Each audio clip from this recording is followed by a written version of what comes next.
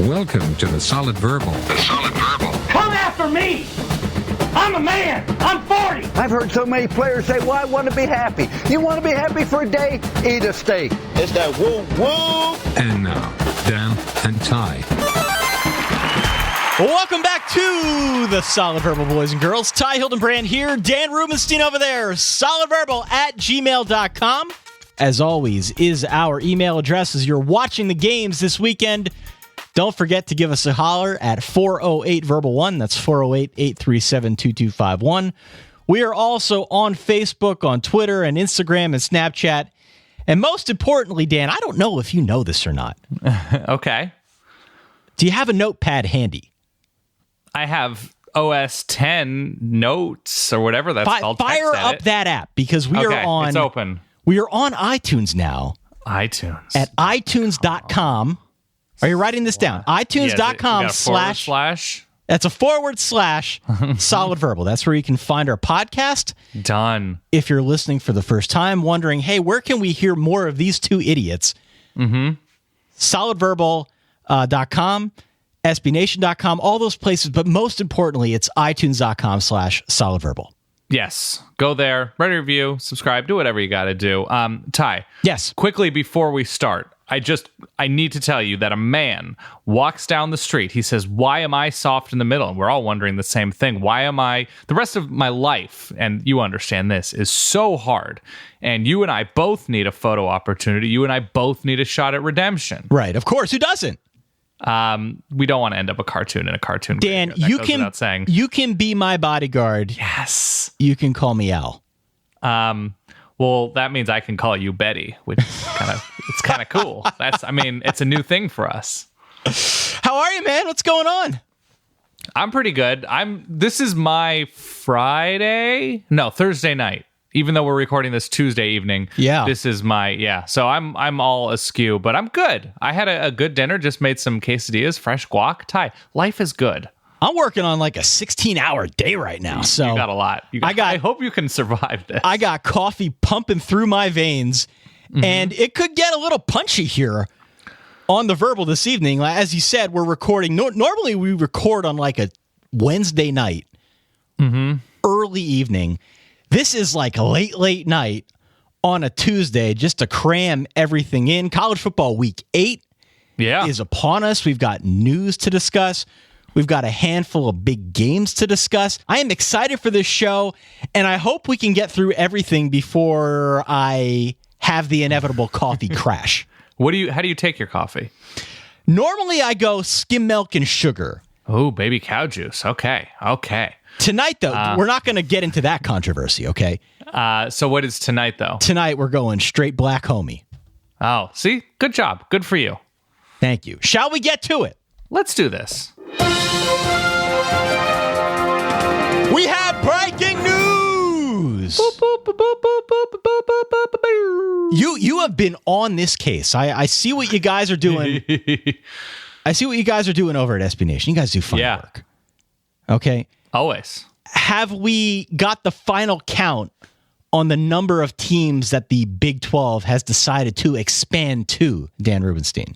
Yes, it is 0. It's 0 teams that they're expanding, and they're going to go all the way up to remaining at 10 teams after months of possibilities and conjecture.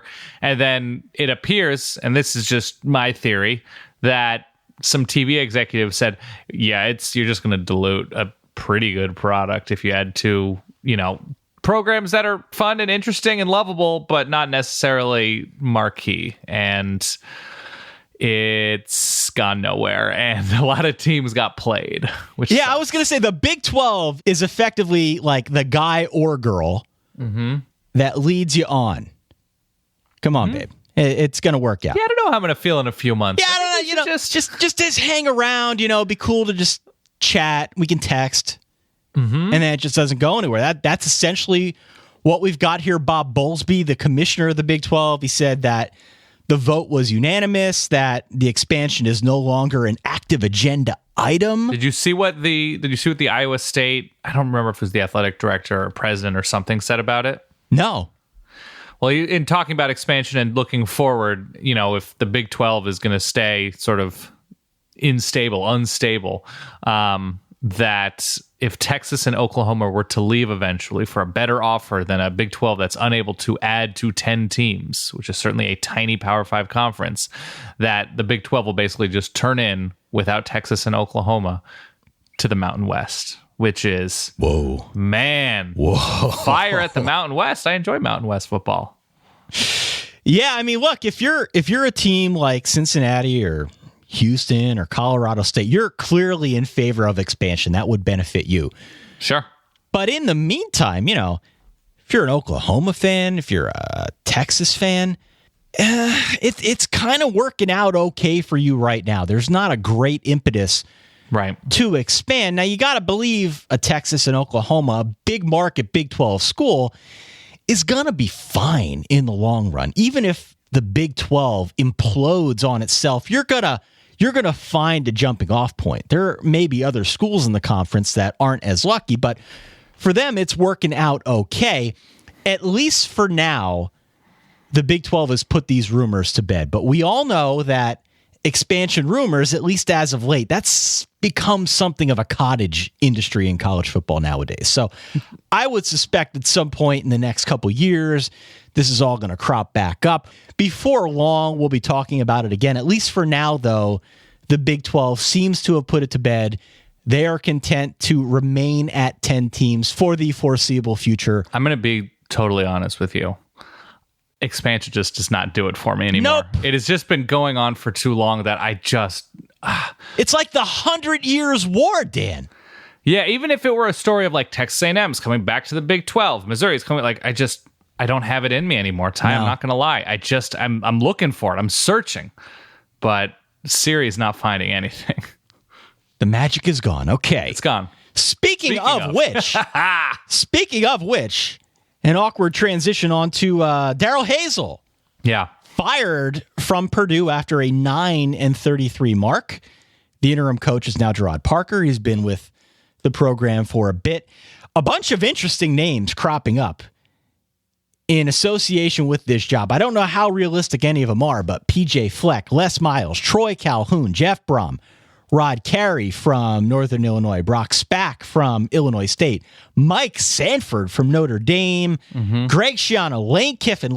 Literally everybody has been thrown against a wall at this point. I'm intrigued by Les Miles.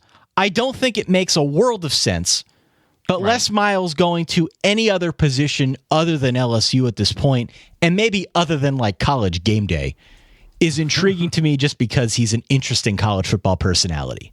Yeah, I think somewhere at Purdue, and I thought Bill Connolly, our pal at SB Nation, of course, did a really good job sort of summarizing what the Purdue job is and what expectations should be for Purdue and what success means at Purdue. And Joe Tiller certainly had his success, but that was running, for the time, an unconventional system, a rare system, a wide open passing system that certainly was nowhere in the Big Ten, at least at that point. And I think that sort of model is not an incorrect way of thinking about things. You get a creative dude who's going to recruit to a system. You don't need to run the triple option. You don't need to run the air raid, but you can't just count on lining guys up, running power with a fullback, whatever it is. They can't play head up against what the Big Ten looks like now. It's not a possibility at Purdue. The brand is just not strong enough. But listen, if it's Brom from Western Kentucky, if it's Troy Calhoun from Air Force, if it's the guy from Illinois State, whoever it is, just needs to recognize the limitations and focus and steer into something that they can do well, not just saying. And I thought the line was very good from Bill, who said, if you hire somebody like Les Miles, you're getting a high floor, but not necessarily getting a ceiling that's fun on any level. Yeah, I would like to see a younger, fiery guy for this job. A whippersnapper. Of course. And I'm intrigued by a guy like a PJ Fleck or a Jeff Brom or even a Lane Kiffin. Lane Kiffin's interesting, if nothing else. I think it's a high floor thing. I don't know if any of those guys, because they're going to be hot names in the coaching market this year. It would appear as if it's going to be a very active coaching carousel. I'm not sure any of those younger, fiery names on this list are going to be interested in this job. Like PJ Fleck is going to get a lot of interest in Jeff Brom, and like people are going to be interested in their services. But I don't know if Purdue being among the first to get in on the action here is going to make that job any more attractive. You know what is right now a headline on Hammer and Nails, the Fine SB Nation Purdue community? Yes. Bo Pelini interested in Purdue? Question mark. It looks like the former Nebraska football coach is willing to return to the Big Ten and coach Purdue football if offered the job. He would definitely be interested in this job. A source who coached under Pelini told 24/7 Sports this week, I think he would make a more immediate impact more than any other guy. I believe he would change that culture real quick. I would love this to happen. Yeah, even if he's not interested, we're interested in him being interested. Absolutely, we are. Bo Pelini back to the Big Ten? Sure, let's do this. Let's do this, man. All right. Speaking of which, let's do this. Dan, time, help. I need picks of the week. It is week 8.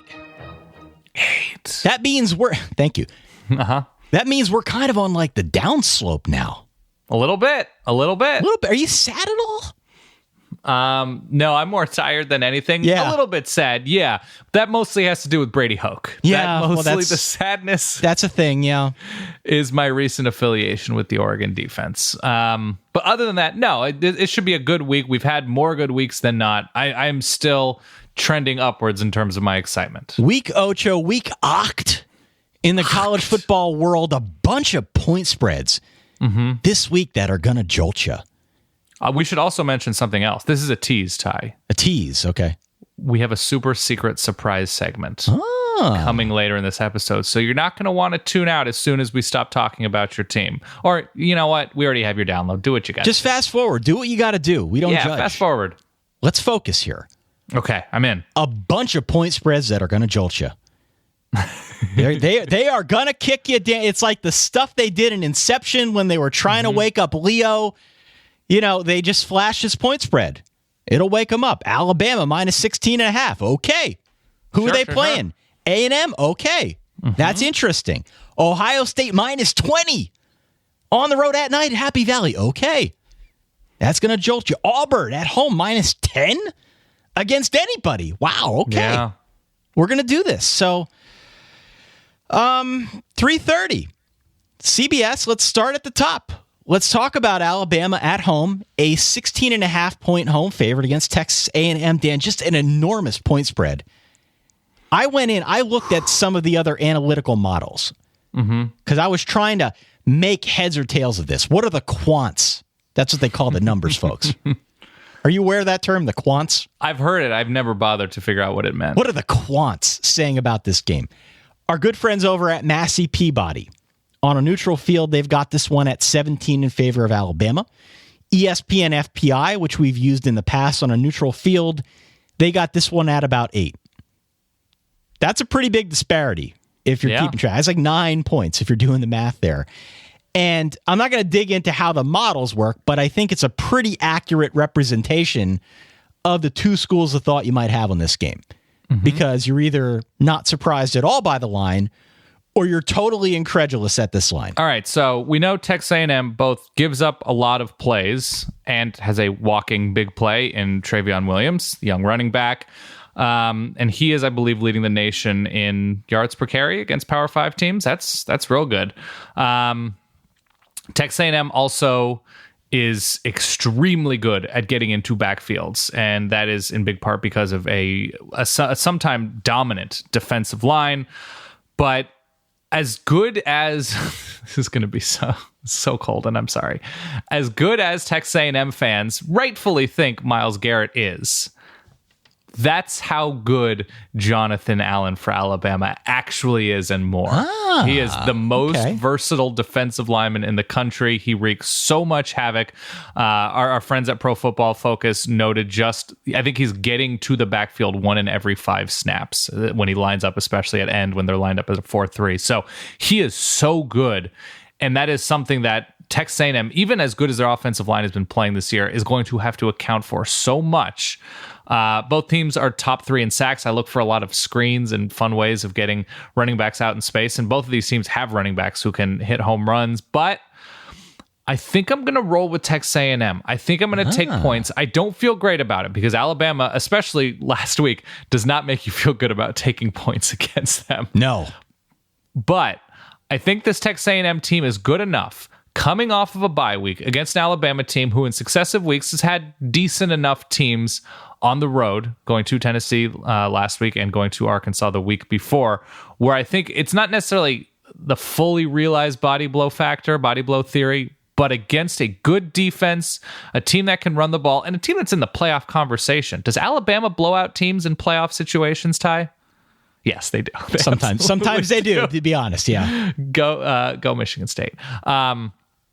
But I think Texas A&M has enough and can cause enough trouble defensively, even with giving up big plays, that they can stay in this game. It's a day game. I'm going Alabama. I'm saying 38-28 Bama. Okay. So look, I mean, I don't think that's an unrealistic standpoint, but if this is going to happen for A&M, Dan, they got to take some shots. You know, yes, this is true. Bama's got a defense. It's a good one, but they've given up some big plays this season, and they've got to take some shots with Trevor Knight throwing deep to his big receivers. They are good receivers. He's done it before, Ty. You're going to hear a lot of that this week. And he's got to be really good running the football. You mentioned Myles Garrett. First and foremost, is he 100% yet? I don't believe so. I don't think he is. He is a freak of nature, and clearly he's a first-round pick at some point. But the one knock on him from last year was that at times he could be undisciplined, and he took bad angles, and he would over-pursue. Right. He found himself out of position. If you're not disciplined against a team like Alabama that's got a really good dual-threat quarterback like Jalen Hurts, it's going to get you. Yeah. It's going to get you. So for that reason, that versatility that Alabama brings to the equation on offense, this game to me feels like it's got the makings of a crock-potting.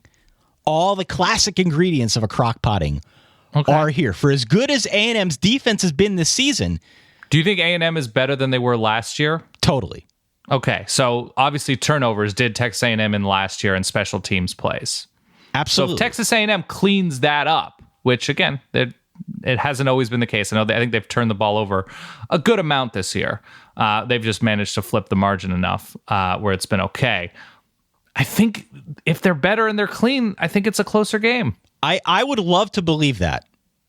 But my point is this. For as good as A&M has been defensively, the weakness is still the rushing defense.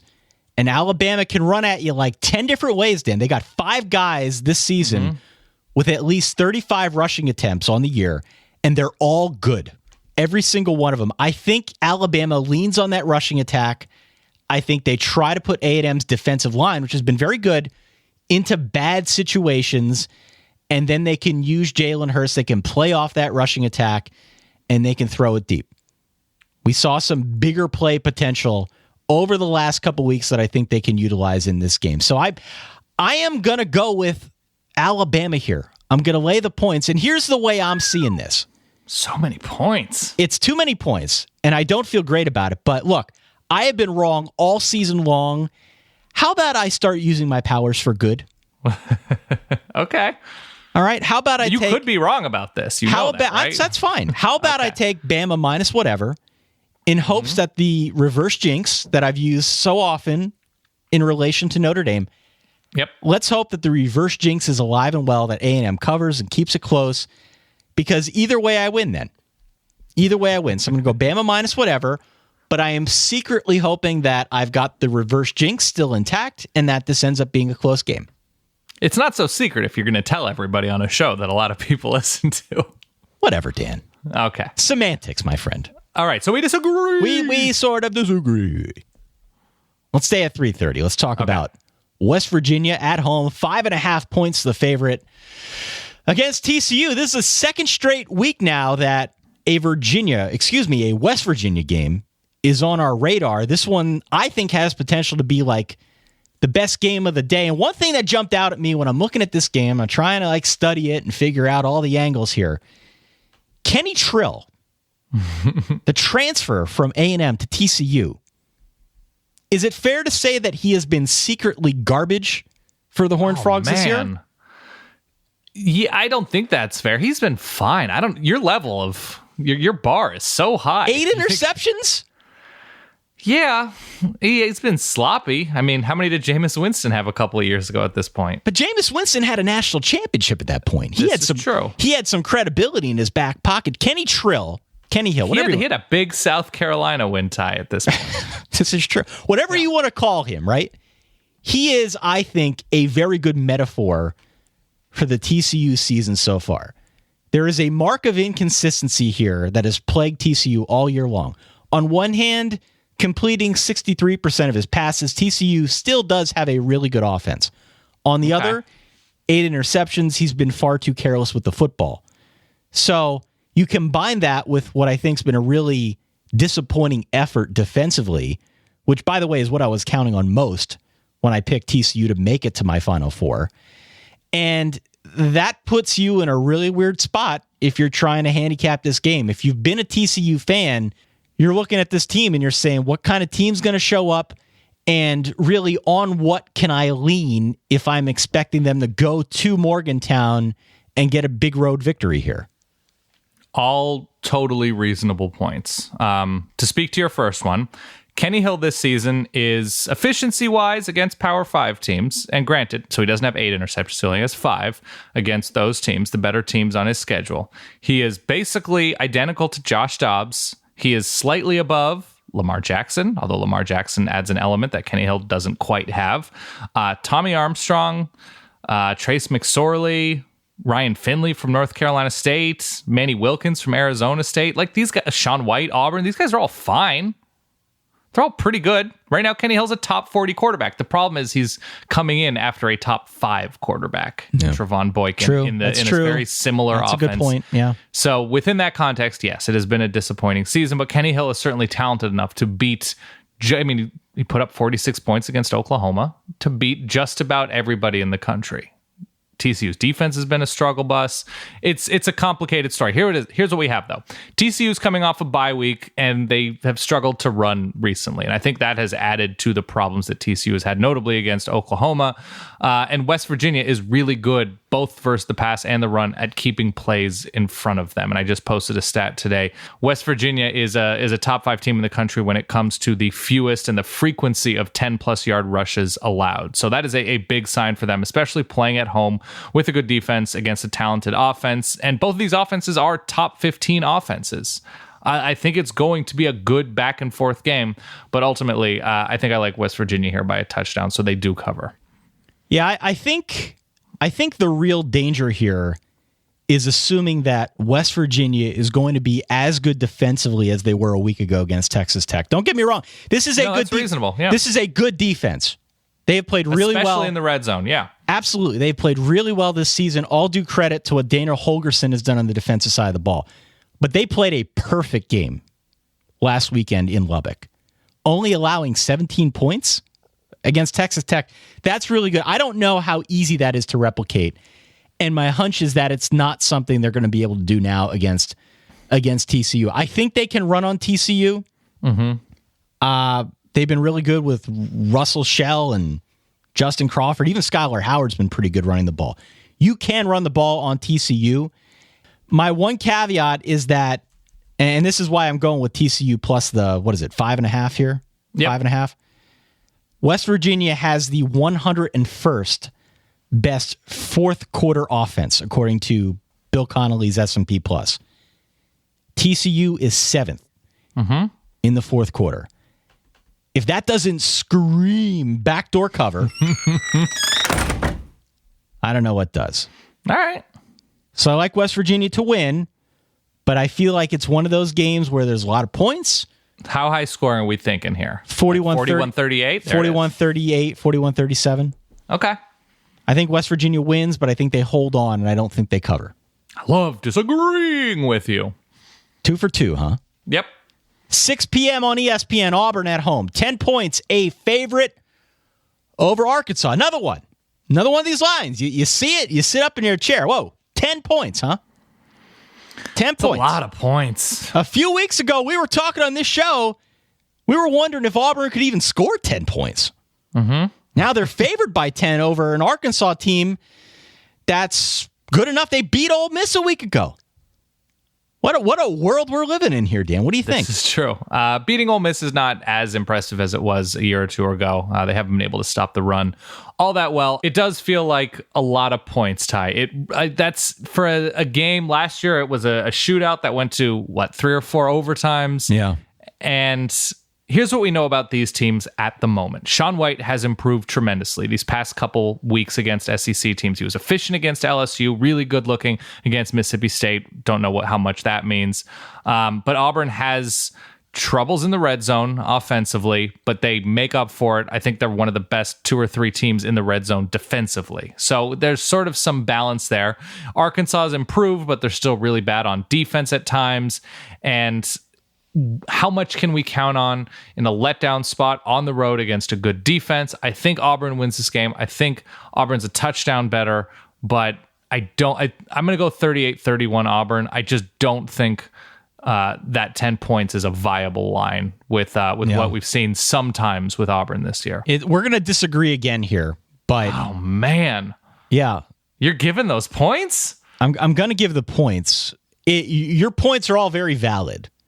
Your points about Shaun White, and look, I'm going to admit here that I was wrong. I gave Shaun White a lot of crap. I gave Auburn and Gus Malzahn a lot of crap after they named him the starter. What's he bringing to the table? He has improved, and the run game has been solid. The offensive line has played pretty well, and that's not even taking into account how well they've played on the defensive side of the ball.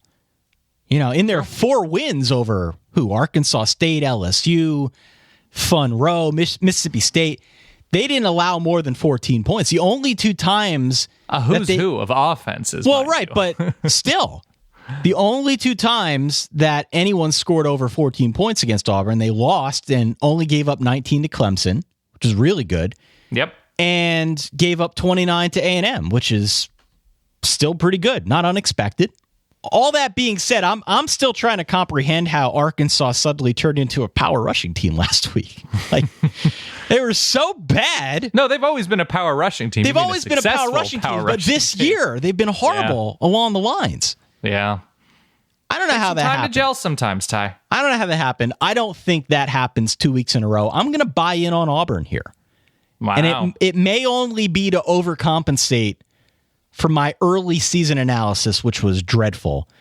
But Arkansas is still pretty bad along the defensive line, and you just know that Gus Malzahn's going to want to run it here. So I think Auburn wins by 10. I think they win 30-17. They cover the spread. A push. Well, if it's a 10-point spread. No, I'm saying 30-17 they win. 10 plus, 30-17. Okay. They win by 10. Yeah, at least by 10. All right. Wow. I mean, I don't think that's a bad score, especially if Auburn's defense plays to the level that it's capable of. I think Austin Allen has gotten better and better and better. He was probably, in terms of a pure passer, is he the second best throwing quarterback in the SEC right now behind Chad Kelly? Probably. I like Jalen Hurts a lot, but he's had too many freshman moments so far throwing the ball. So I think that's fair to say at this point. Yeah. He's been good. He's been really good. Been better than Brandon Allen, and that's saying something. He was good last year. Oh, man. 3 for 3 with the disagree. Okay, it's boom or bust, man. Onward we must go. Yep. 8 p.m. ABC. Ohio State. I'm pumped for this game. Yeah. I got nothing to look forward to anymore. Notre Dame's not playing this week. Even if they were, I wouldn't care at this point. You've got Oregon Cal Friday night, Ty, with everything on the line. I can almost guarantee you that the Solid Wife and I will be doing something other than watching Oregon Cal on Friday night. If you had to predict what you and the Solid Wife would be doing at 10:30 p.m. Eastern, Friday night, what would it be? It would probably be watching one of 3 TV shows. We live a very fast-paced life. Absolutely. We're either going to be watching episode 1 of Westworld, which I've heard very good things about. I've watched the first 3 episodes. It is very good. Either going to be watching that. We've recently, maybe because of the election and all that stuff, we don't talk politics on this show, but right. We've gotten into watching The West Wing on Netflix. We're like 14 episodes into season 1. Very good show. Can I guess the third thing? Sure. Making sweet, hard, sticky taffy? No. We might be No, watching okay. Designated Survivor. We're a little bit behind on that, too. Oh, interesting. Good quality American TV programming. Oh, God, it looks like garbage. So one of those three things, definitely in lieu of Oregon Cal. Yeah. Okay. I think that's the right life decision. Saturday night, though. No.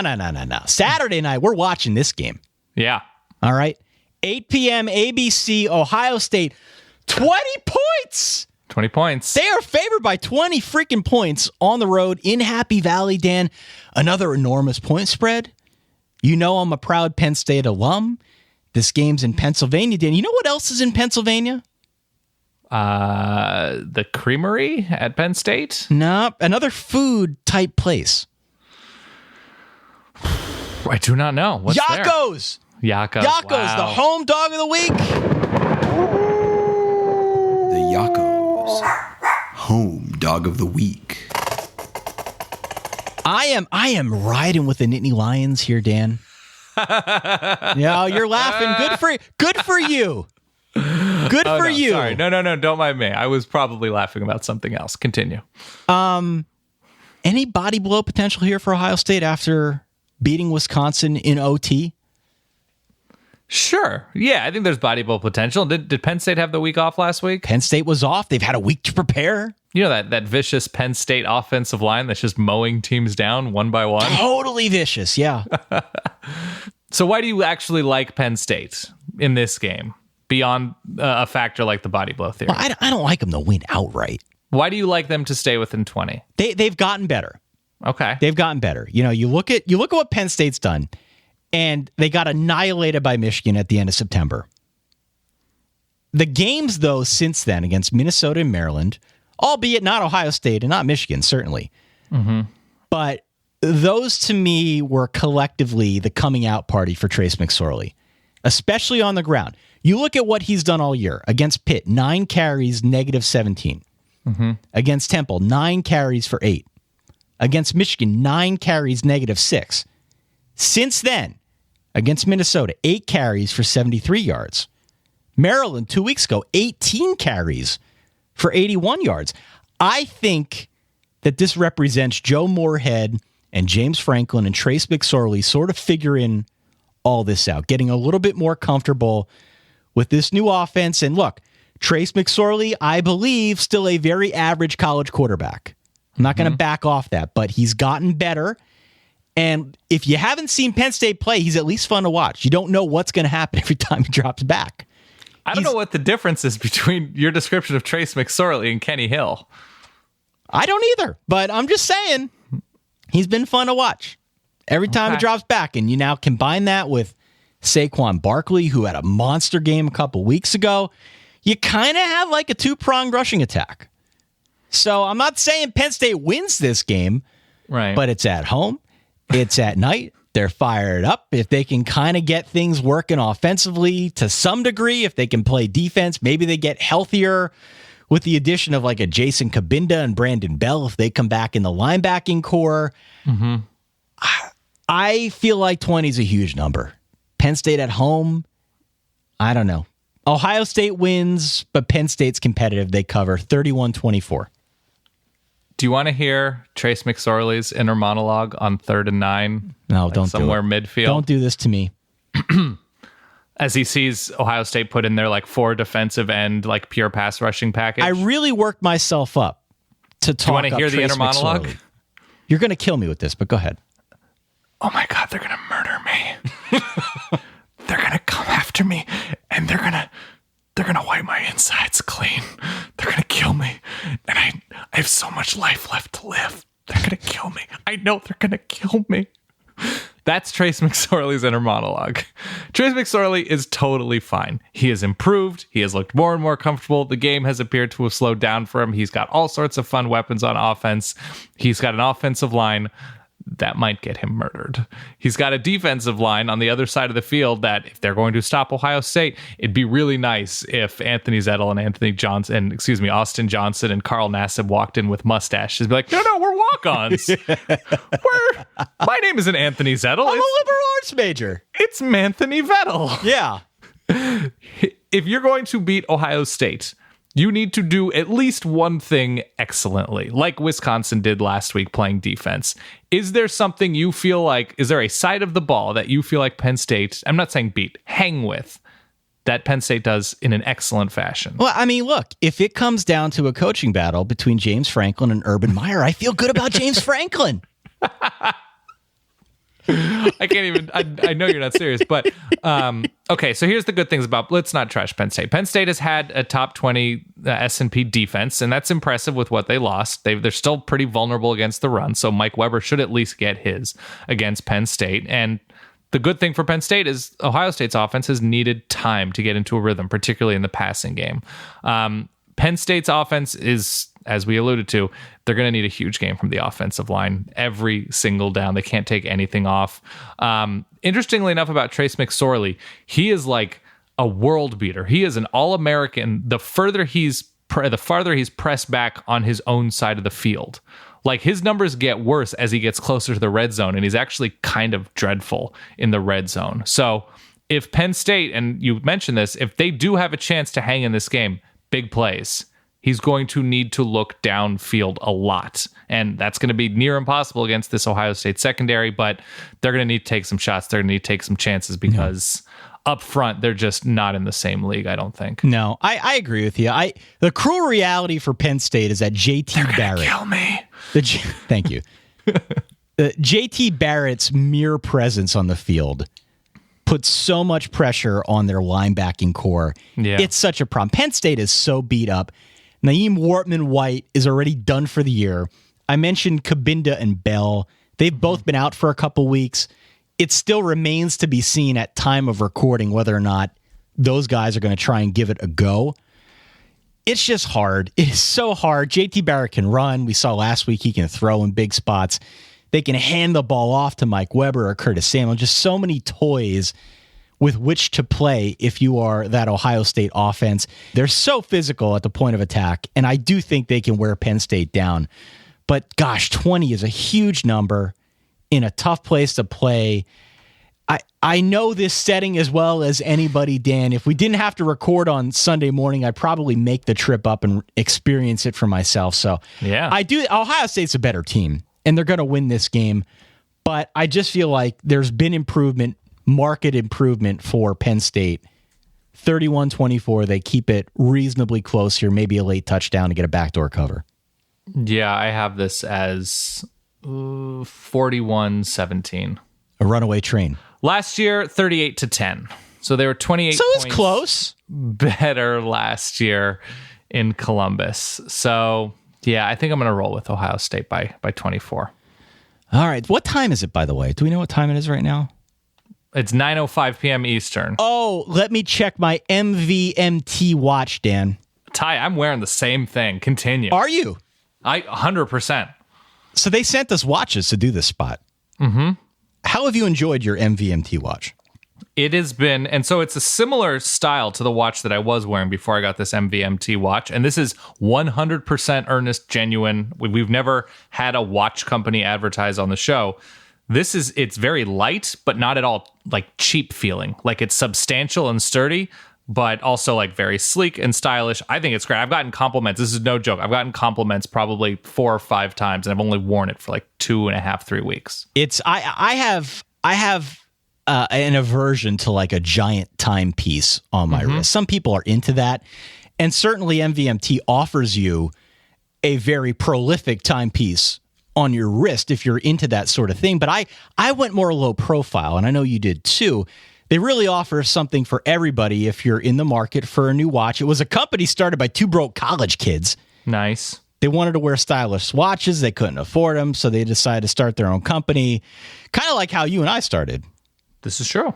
You know, we followed podcasts, we launched podcasts, and now we're burgeoning media superstars. But Movement watches start at just $95.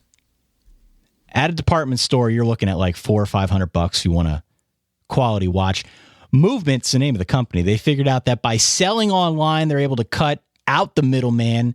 They're able to cut down the retail price, and they're still able to offer you a classic design with quality construction and a minimalistic style that really is in vogue right now. I love it. Over 500,000 watches have been sold in over 160 countries, Dan. That's a lot. Good for them indeed. So here's the way this works. You can get 15% off today. Free shipping, free returns by going to mvmtwatches.com/solid. mvmtwatches.com/solid. The watch, I'm not kidding.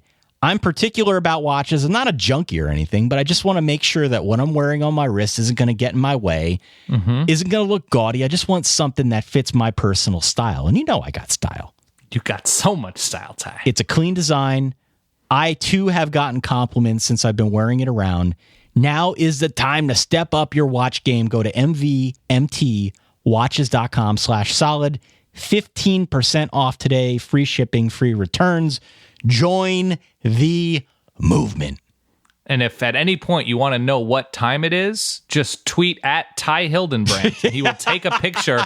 He will take a picture of his wrist and he will send it to you. That's TYHILDENBRANDT. Ty Hildenbrandt. 9 p.m. on ESPN. LSU at home, 5.5 points a favorite over Ole Miss. Dan, I'm not surprised that LSU's favored here. I'm not. Right. The symbolism, though, of them being favored here is pretty significant to me because just a couple weeks ago, we're talking about LSU crashing and burning. They fire the coach. The offense is a mess. Things have gone a lot better in October. This is true. Since Coach O took over, the team's gotten better. The great irony here really is that their 2 losses aren't looking so bad in hindsight. Back in September, we're looking at Wisconsin and Auburn. It's like, whoa. Got to get rid of Les Miles now. Wisconsin and Auburn ain't so freaking bad.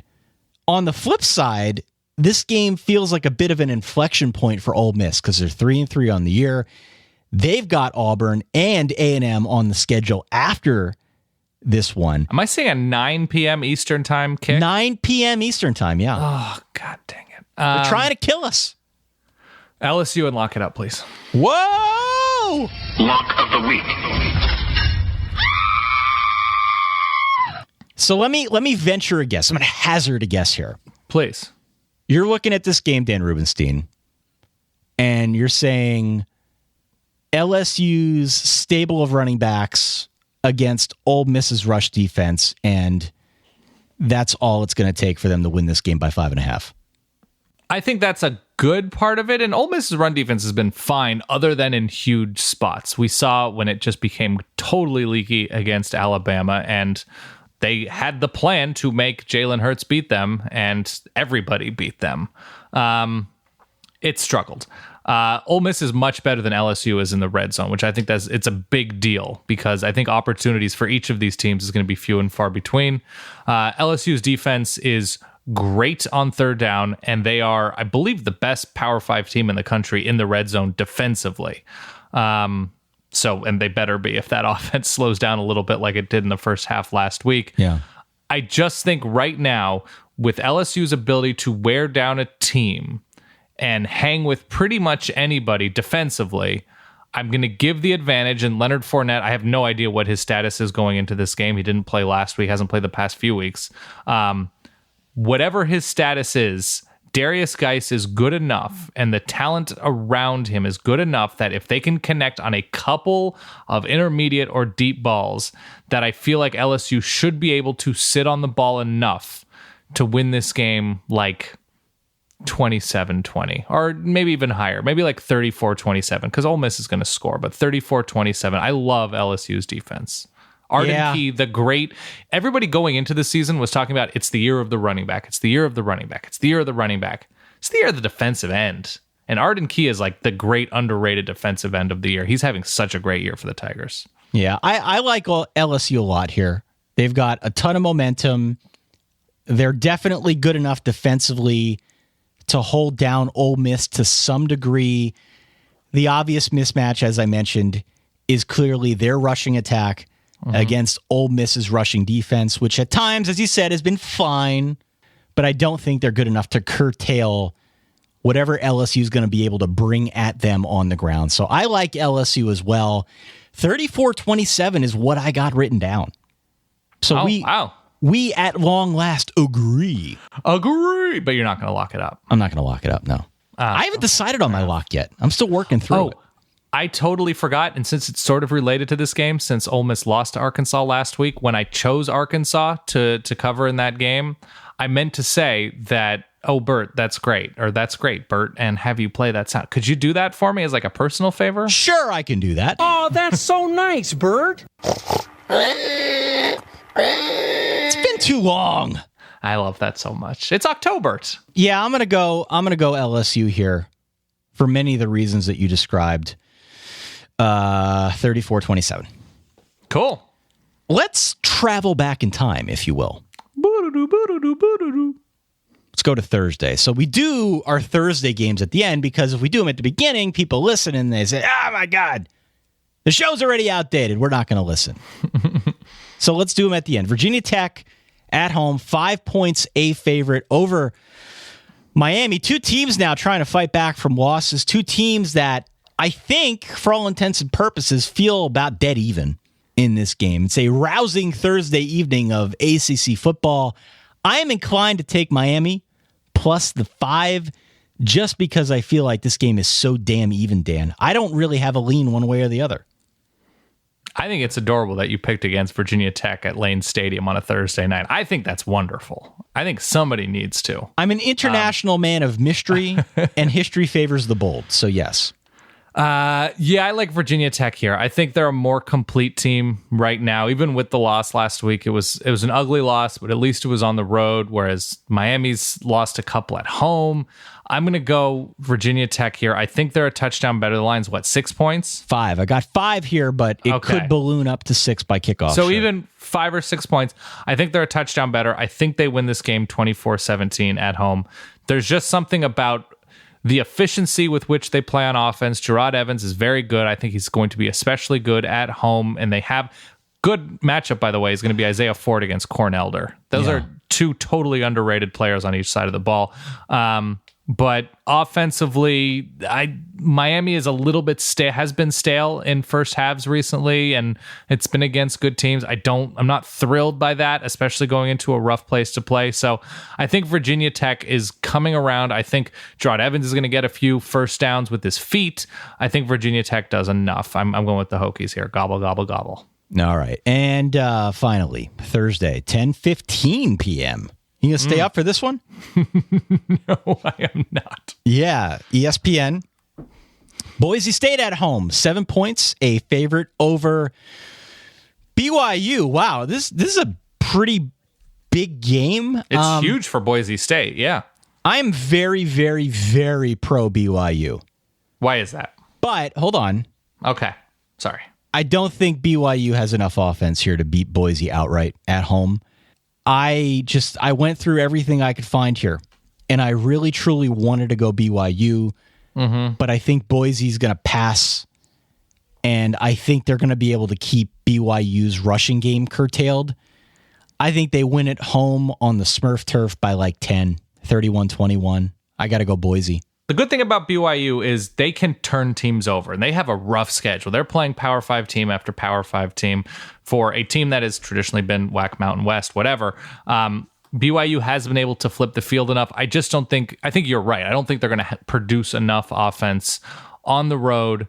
Boise State with Brett Rippon, one of the great underrated quarterbacks in the country. He's been so productive and so efficient in doing so. I think Boise State does it here. I'm going to say 41-28 Broncos. More points. That'd be a fun late night game if you're able to stay. I think there'd be a good amount of points, yeah. We need to pay bills again. Oh, this one's a good one. I love this one. Oh yeah, we've had these guys on before. And it's a quality product. A lot of us say we want to make healthier choices. We're tempted with the chips and the cookies and all the Halloween junk.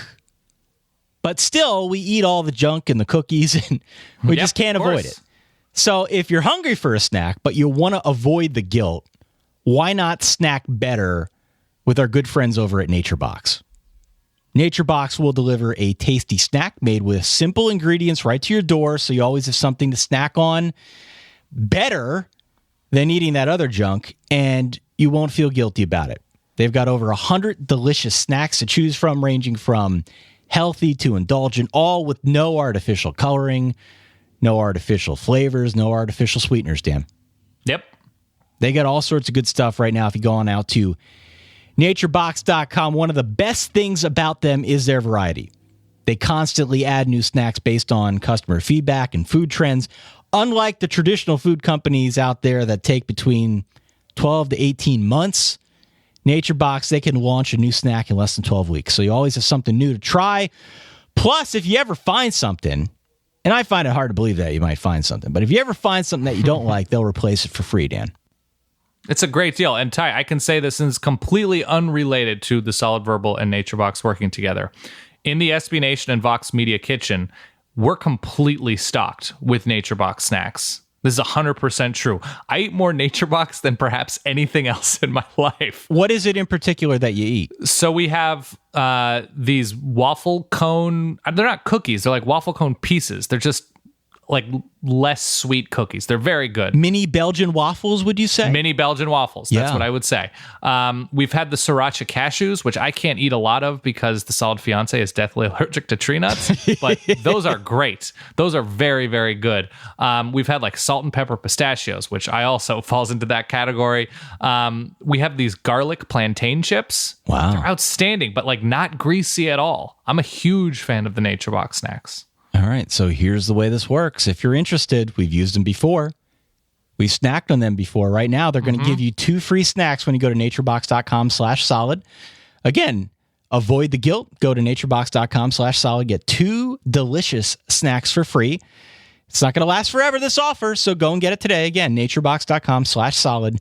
2 free snacks. Where are we going next, Dan? I am going to spend so little time talking about Oregon Cal, but it's Friday night and Davis Webb throws all over teams and Justin Herbert is a promising true freshman quarterback for Oregon. I'm going to go with Cal. I think they do a thing better than Oregon does anything at the moment, even though Oregon is still a really good running team. I trust, God, this is so weird to say. I trust Cal's defense against Oregon's offense more than the opposite reverse. I'm going Cal. Lock it up. Lock of the week. I didn't mean to cut you off there, but let me ask you No, that's this. fine. Listen, everybody's better off for it. Yeah, I'm going to go with Cal as well. I think they win this game outright. Let me ask you this very quickly. Yeah. If I were to set the over-under, and I don't know what it is, I'm sure someone has set it. If I were to set the over-under at Davis Webb passing yards at 440, would you go over or under? I will say over. He's going to go over 440. Yeah. They did well against this offense last year, but man, I don't know. All right. Saturday at noon, Wisconsin -3 at Iowa. The type of game, if I'm being honest, where you really need a few cups of coffee to make it through. I am not excited about this game in the least bit. I'm also a little puzzled by the point spread because everyone's been really excited about Wisconsin. And now on the road at Iowa, only a 3.5 point favorite. So this is definitely the hallmark of a game where I get terribly wrong. But I'm going to go Wisconsin minus the points here. I think they're good enough defensively to hold down Iowa, to force some turnovers. And I think they can run the ball with Corey Clement. So Iowa's been mostly fine this year. They're not playing at the level of a Big Ten championship level, but they haven't done anything terribly. They just missed some little things that they got done last year. And I'm not down on Iowa in any sort of significant way. I just don't see last year's team and this year's team, and that's okay. I still think Iowa's decent. I'm going to go with Wisconsin here. In what's the spread again, Ty? 3.5. 3.5. Okay, I think last year's game was 10-6 Iowa. So I'm going to say 17-13 Wisconsin. That feels about right to me. Yeah.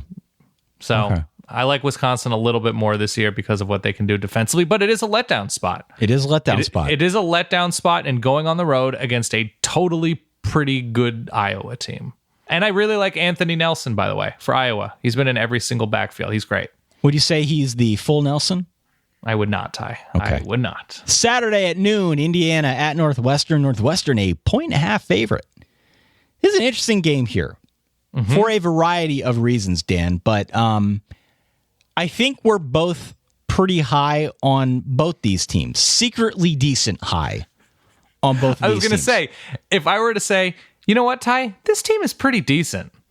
This team is, I like this team. They're pretty good. Which team am I talking about? I think you're kind of talking about both of them. They're okay. Yeah. They're okay. We came around on Northwestern a lot later than we did Indiana. Mm-hmm. I am going to say Indiana because I still like their defense, but I have been very impressed by the way Northwestern has played, especially at the quarterback position with Clayton Thorson. Yeah, he's gotten better every game. Yeah. So I'm going to go Indiana here. I'm going to say something in the variety of 33-24. I'm going to go Northwestern. We're going to disagree. Northwestern was incredibly efficient last week against Michigan State, which I actually almost like more than an explosive performance, because explosion could come from breakdowns and misaligning and bad gap instincts. And Northwestern they were happy to take 6, 7, 5, 6, 4, 5, 7, 8, and they were patient. And I like that quality in a team, especially against a good team, a decent team like Indiana. So Northwestern at home, and it's not like Kyle Field is the most raucous place in the world, but I think Northwestern's good enough to win this game, something like 28-24. We must move quickly. Colorado at Stanford. Yeah. Stanford is a 2-point home favorite. Mm-hmm. It should be noted that Colorado's the only team in college football to be 7-0 against the point spread thus far. Wow. Yeah. I am going to side with the Buffs here. Same. Agree. I think Colorado is a little bit better than secretly decent. They have definitely improved. It'd be nice to see them get a win here, and I think it's something they can do against Stanford, because Stanford's been downright, even though they beat a very good Notre Dame team last week. I am very impressed with what Colorado's done this year, so give me the Buffs. I'm going to go with Colorado as well, and that's much more of an indictment against Stanford, and I really do. I'm right with you. I really like what the Buffs have been able to do this year.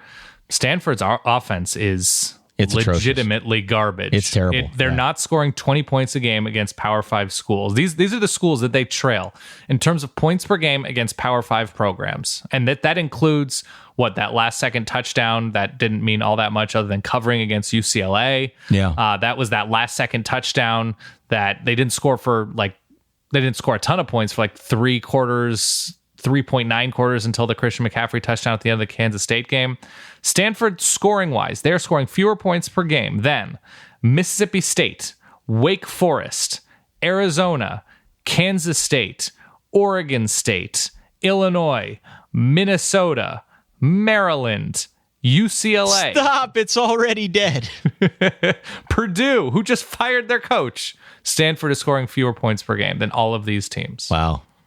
So if Stanford scores 20, I just don't think that's enough to beat Colorado right now. I don't know if Colorado can score a ton, but yeah, I'm going to go Stanford losing this game to Colorado. Let's go Buffs 24-20. That's an emphatic endorsement of Colorado. Okay.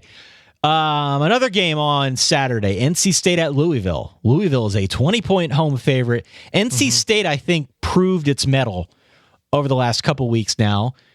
No one's going to confuse that victory over Notre Dame in the monsoon. It's raining sideways! As being like a great victory in college football lore. Right. But it still was a win. The game against Clemson, on the road against Clemson a week ago, is one that they should have won and didn't. So this is a good team. 20 points feels like a lot to me, especially on the heels of a game for Louisville that was a surprising 10-point victory over Duke, Dan. So where do you stand here? Well, I think the formula, it's the formula for a number of teams that like to play quickly and gobble up drives and score quickly. Came out last week in that Duke win, that Duke was able to slow down that game, convert timely plays, and keep it close until the end. And I think the formula will probably hold true this week against Louisville. I just don't think it's going to be as close as it was against Duke. I think Louisville wins this game by 17. So North Carolina State covers this game, but Louisville outpaces them. I'm going to say 40 to, 23. Yeah, I'm going to go NC State too. All right. Final four here. Let's move quick. Yeah. Utah at UCLA. I don't have a point spread here at time of recording. Same holds true for Michigan State at Maryland. Gut instinct, I'm inclined to go Utah, and I'm going to go Michigan State over Maryland. Both Utah and UCLA are struggling offensively, and I think it was justifiable last week somewhat with Utah in bad weather, and UCLA certainly justifiable with Josh Rosen being out against Wazoo. But, so if we're talking about two teams led by really good defenses, I'm going to go with the home team because it's the Rose Bowl. It's tough. These teams have gone back and forth these past few years. Utah won at the Rose Bowl a couple of years ago. I'm going to go UCLA here in ugly fashion. They win this game 20-17. All right. And you're going to go Michigan State over Maryland? I'm going to go Michigan State over Maryland. Okay. And then Oklahoma -14 on the road at Texas Tech. That's Saturday at 8 p.m. Should we overreact to last week about that with that game? I don't think we should overreact, but I feel like Oklahoma has found its way offensively in that they're certainly good enough defensively to do something similar to what we saw West Virginia do against Texas Tech. So I'm going to take Oklahoma here minus the points. I don't feel good about it. Generally speaking, I don't like taking Oklahoma on the road at night. Right. But I am going to lay the points here because Texas Tech, again, remains a tire fire on defense. So Texas Tech is my Yakko's home dog of the week. Wow. Yeah, man. The Yakko's home dog of the week. Riding with Cliff Kingsbury and Patrick Mahomes. I'm riding with Cliffy. Hopefully Patrick Mahomes' shoulder is getting slowly better and not dangling at the moment, but I'm not going to overreact, and Oklahoma's down Samaje Perine. I still think it's a tough place to play at night. Patrick Mahomes has been as efficient in a losing effort as anybody. A home dog in a shootout. I'm going to take the points. I think Oklahoma wins this game 45-38.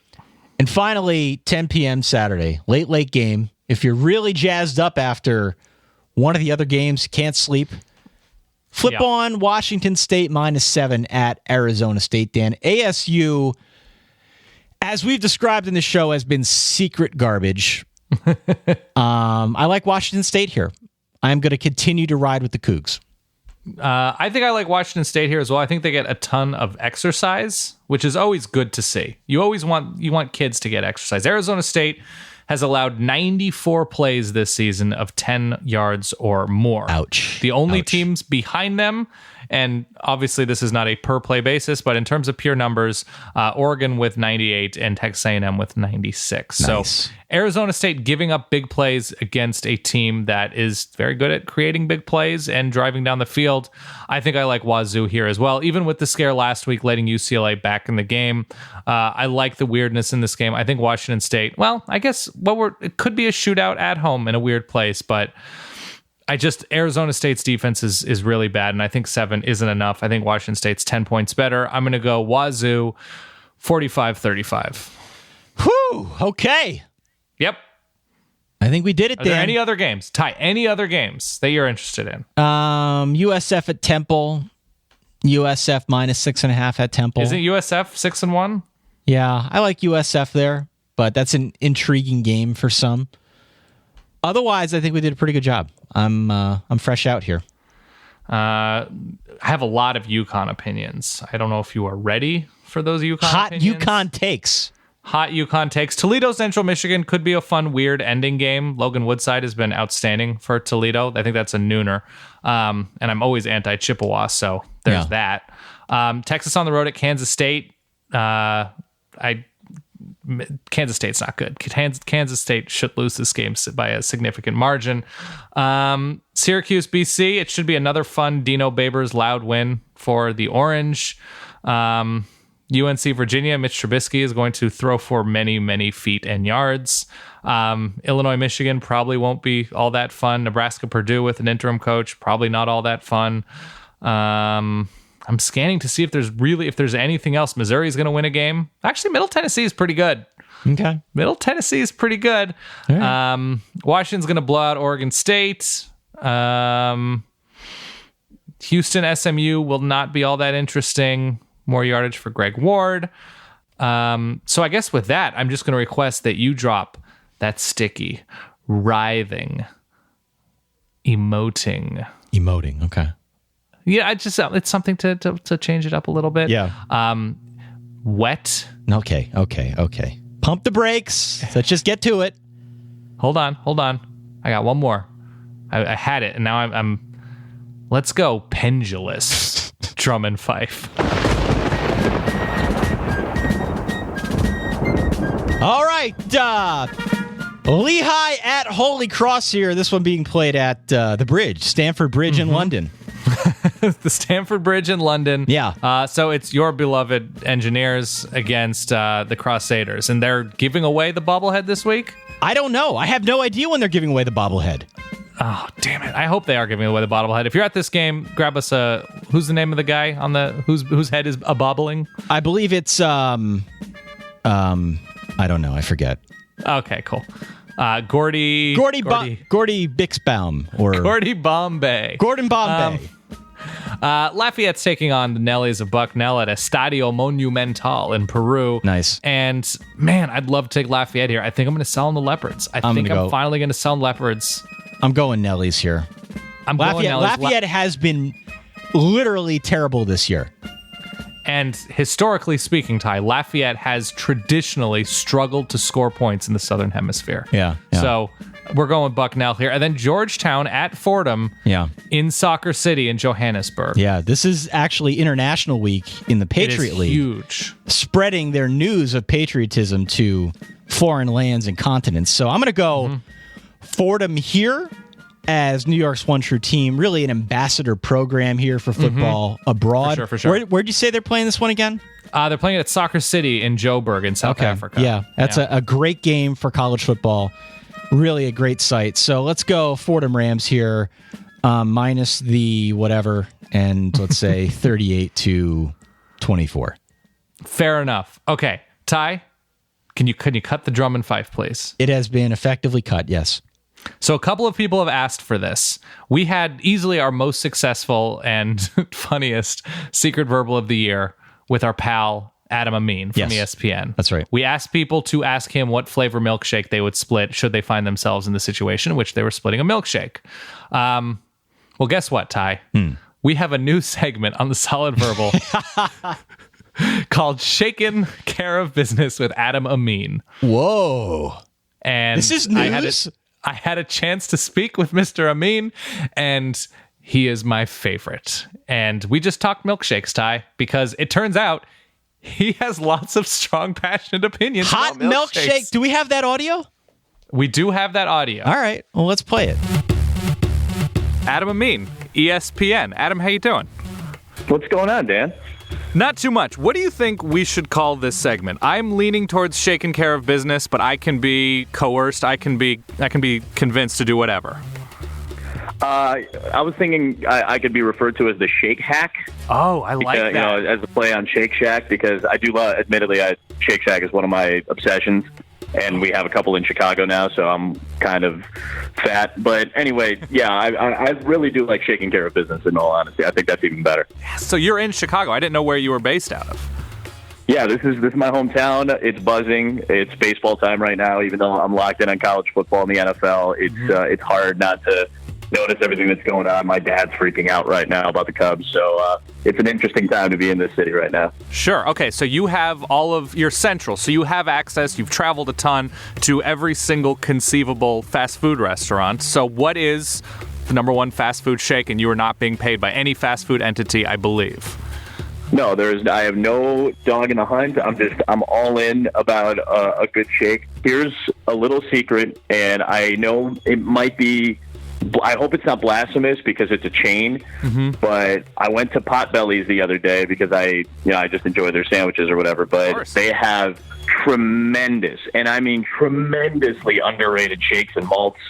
The Oreo shake at Potbelly's might be one of the best that you haven't really thought about trying because it's a chain. So I would very much recommend that. I think it's one of the best you'll ever have, honestly. They just the way they blend everything is really good, and they add a little mini Oreo cookie and 2 butter cookies. That's the key. They give you 2 mini butter cookies, that go along with the shake as well, and they put it on the straw. That might send it over the edge. Look at that passion. I love it. That's a great answer. They do make wonderful shakes. Will you dip a fry in a milkshake if presented the opportunity? I absolutely will. And this stems from my days eating Wendy's, and you dip the fries in the Frosty. Of course. You are absolutely more than allowed to do such things. I still do that at Shake Shack. They have to be hot, though. Like, you can't put cold fries into a cold shake. It has to be a hot fry into a cold shake because you don't want to compromise the integrity of this whole process. Salty and sweet. He's not wrong. Is there a shake season? Obviously, there are a number of places that will do like a pumpkin spice shake or a shamrock shake around St. Patty's Day. Do you buy in, or are you classic 365 days a year? No, I'm classic. I'm not a big fan of the seasonal flavor shakes. I know a lot of people love it, and I'm not against them at all. I'm just not a huge shamrock shake guy. Mm-hmm. So just give me the real stuff, and I don't need the added color or whatever. Just give me the traditional stuff, cookie-based, ice cream-based, all that stuff, and you can get it any time of the year. I'm with you. You got to go classic. You have to be a purist with the shake. Do you go whipped cream, or is that overkill? I think it's overkill. I don't think you need it. I think you got enough sweet in there already. It's like getting a Frappuccino. You don't really need the whipped cream, but that's more of an addition to it. And it's because of the consistency. You've already got kind of a thick shake. You don't need to add anything on top of it. Can a shake be too thick? You talk about an Oreo shake, and it can be broken up into very bite-sized little pebbles that will come through the straw. But will you get a shake knowing that you will not be able to get everything through the straw? Okay, now, I do love Potbellies, but I do have to give some deference to one of the greatest shakes in the world, and that is the chocolate cake shake at Portillo's, which is a Chicago-based chain. You have to get the chocolate cake shake if you're ever in this city and you go to Portillo's, but they do sometimes have a tendency to be too thick because they don't get the chunks of chocolate cake down to a small enough size. Now, it can be a very enjoyable experience to open up, take a spoon, and go in and eat it, because now it's like an ice cream treat, but it can be too thick at times. You'll see that a lot with cookie dough shakes, which I just have cookie dough, is what I'm saying. If you want cookie I would just eat the cookie dough at that point, yeah. Yeah, just have cookie dough. Is there a shake season? Obviously, Chicago can get bitter cold in the Midwest. Do you stop eating or drinking shakes at a certain point, as soon as you start wearing sweaters, as soon as you start wearing jackets, or are shakes year-round for you? No, there is something to be said about enjoying a cold dessert treat while it's cold outside. Wow. One of my favorite shows, by the way, is The West Wing. And Mary Louise Parker's character, Amy Gardner, at one point is eating ice cream in the cold. And she goes, I live in the cold. I breathe the cold. I am the cold. And sometimes there's something to be said about enjoying a cold dessert treat while it's 20 degrees outside. Best pop culture milkshake moment. Pulp Fiction, when they're both drinking shakes. Khalees, when her milkshake's bringing the boys to the yard. Or There Will Be Blood, when he will drink your milkshake. Pulp Fiction's my favorite movie of all time, so it's hard for me to turn down Uma and John sitting at a table talking about, do you want the chocolate or the vanilla? I don't think it's worth $5, but it's pretty damn good. I think I'd still have to go with Pulp Fiction. Boom. Boozy milkshakes. Do you partake, or do you leave it for others because you've mentioned being a purist? I leave it for others because I don't necessarily like the booze mixed in with the alcohol. I almost prefer to keep those things separate. Oh, that's a great answer. Or the booze mixed in with the dessert. My apologies. Booze mixed in with the dessert. I almost prefer to keep those things separate. Okay, fair enough. When you're at a restaurant and they serve a milkshake that's so large that they give you the spillover tumbler, is that an olive branch move that you give to somebody else at the table because you already have a big milkshake, or are you all in on that shake? No, if there's spillover, I'm handing it out. I want the people to enjoy the dessert with me, and that's a big thing with me. I'm a big communal guy when it comes to eating food. Okay, final question. Are milkshakes strictly a dinner order, or do they ruin days if you order them for lunch? I think they can ruin days, and I've had plenty of them ruin days, but it depends on mood, man. If it's time for a shake, you just got to go with it, and you got to appreciate what it's going to do for you at that moment. It's going to lift your spirits for a little while. So regardless of the time of day, I'm still all in on it. Do you have a sweet and cold lock of Week 8? My sweet and cold lock of Week 8 is West Virginia. They're getting 5 against TCU. They're a 5-point favorite. I think it might be a little bit worse than that. On the road in Morgantown for TCU, a defense that struggled for a good chunk of the season so far, and West Virginia is looking very, very sharp.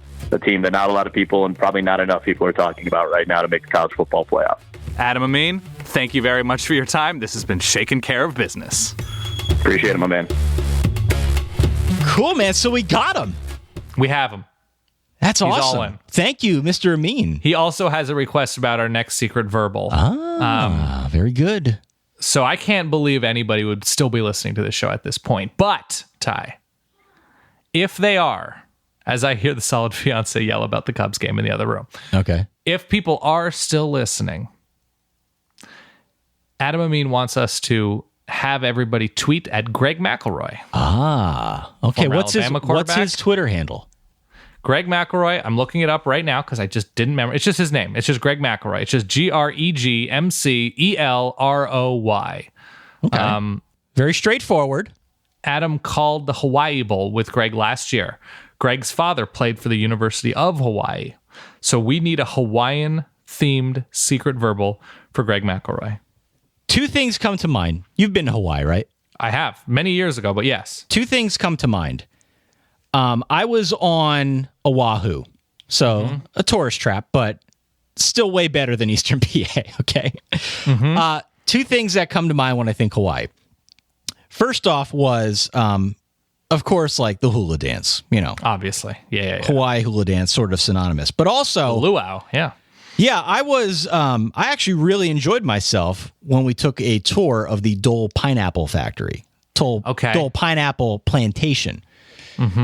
So I'm thinking perhaps a pineapple-themed secret verbal could be in order here. Maybe like if you go there, they have really delicious pineapple-flavored ice cream and pineapple-flavored food items. What I'm thinking, now that I hear you say that out loud, is what is Greg McElroy's skincare secret using pineapple juice that he learned in Hawaii?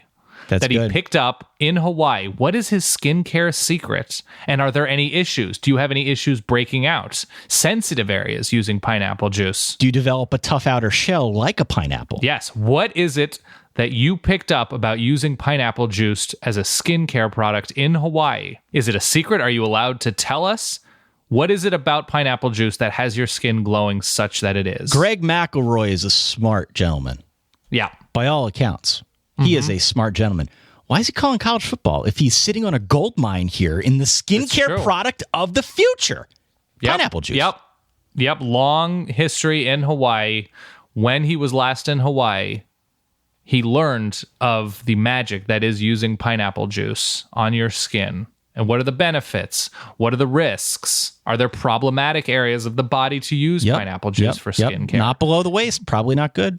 I don't know. I think it's probably different for everybody. Okay. So some people have sensitive skin, some people don't. So, Ty, I have to urge people, do not tag us in a tweet to Greg McElroy. Just simply tweet him and ask him this question. Do not use any hashtags that reference the solid verbal or a secret verbal. No reference. Just ask him, hey, what is this Hawaiian pineapple juice secret that you use on your skin? What is that? And if you're wondering, is this something I should do? Should I really tweet at GregMcElroy on Twitter? I don't know. I feel uncomfortable about it. This isn't a dog whistle from us, Dan. This is from our new best friend, Adam Amin. Also of ESPN. He knows Greg McElroy. He, too, wants to know his secret. Everybody wants in on this. Let's find out about it, okay? And you know what? We like Greg McElroy. We do. I think he's a really good commentator. He does a really good job for ESPN. All right. Week 8 of the Solid Verbal now in the books, Dan. I know you're tired. I know I'm tired. We will reconvene this weekend, discuss all the action, a lot of interesting games. Please do give us a call, 408-VERBAL-1, 408-837-2251. Please continue following and liking and tagging and sharing our stuff out on Facebook at facebook.com/solidverbal. You already know about the Twitter and the Instagram, but we've been getting a lot of messages from people on Snapchat, which is fun. I've been trying to respond to those in kind whenever I can. So we're on Snapchat as well at Solid Verbal. And of course, if you like the show, we are available for free wherever you find podcasts, but most notably at itunes.com/solidverbal. Subscribe, rate, review, like, tell your friends, whatever. All that stuff can help us out and help spread the word and grow the footprint of the Verbal. I have nothing to add, Ty. That's all I got. Thank you, as always, to everyone for your contributions. We hope you enjoy your T-shirts. Keep sending us those pictures. Oh, yeah. For that guy over there, Dan Rubenstein, for myself, Ty Hildenbrand, enjoy your week. Enjoy your week 8. Enjoy your weekend and stay solid. Peace.